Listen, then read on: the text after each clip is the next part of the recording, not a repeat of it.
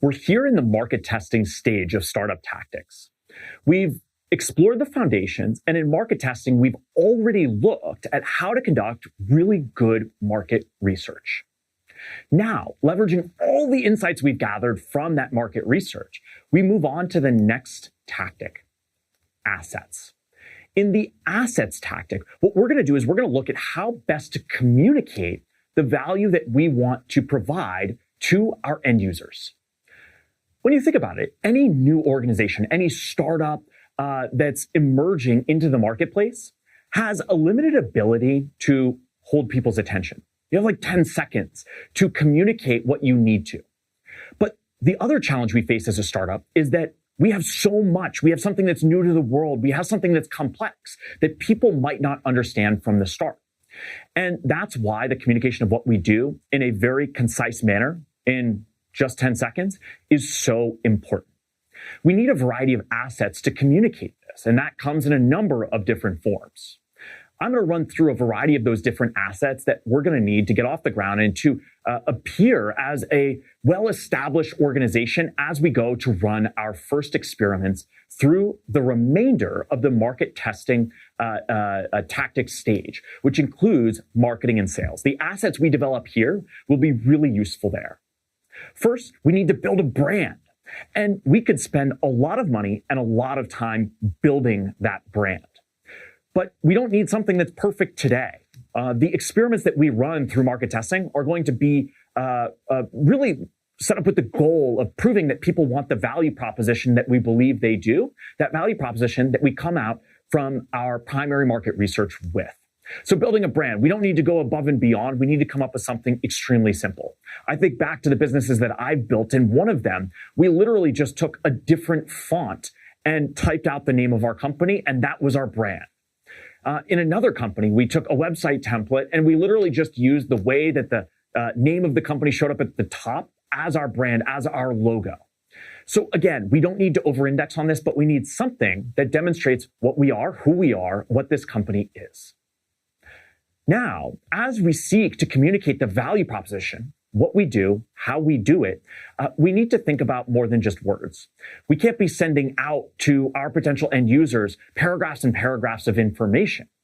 And when we explain it to people live, we want to make sure that they can truly understand what it is that we do. I can't tell you how many entrepreneurs I've worked with who have explained what they do to people, only to come back and find that those individuals they explained to had a very different idea of what they do from reality. So we want to leverage visual assets to communicate that value that we are to create and how we do it. There's a variety of ways in which we can do that. We can create graphics that display process flows or the physical product that we are to build so that we can actually show it to people.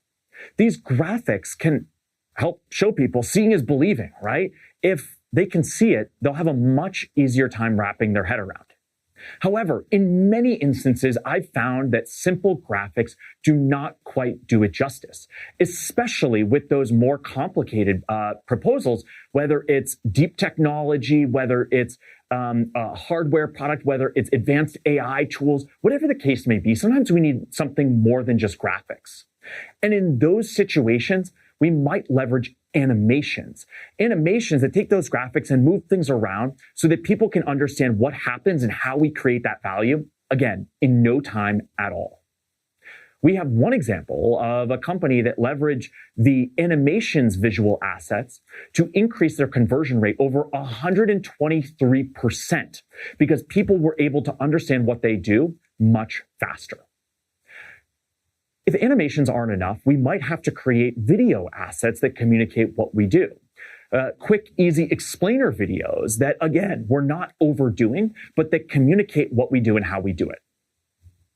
Beyond these visual assets that communicate what we do and how we do it, we need some other assets that help us to communicate, to run a marketing campaign, to run a sales campaign. We need things like a website, social media profiles. These can help us to get off the ground. And of course, a professional domain name, yourcompany.com, with a professional email address that when you email somebody from that email, they know that this is your business. So when we think about the website, we don't need, again, to overdo it. Go grab a website template and begin to drop in your content. Here, our goal is not to create the flashiest marketing campaign in putting out our website. Instead, it's to take what we already have from our business plan and to drop it into those templates. You might choose down the line to begin to generate content that you can put out to the world to optimize your SEO. That content will then live on your website and serve as an asset that you have when you begin to run the marketing campaigns in Startup Tactics.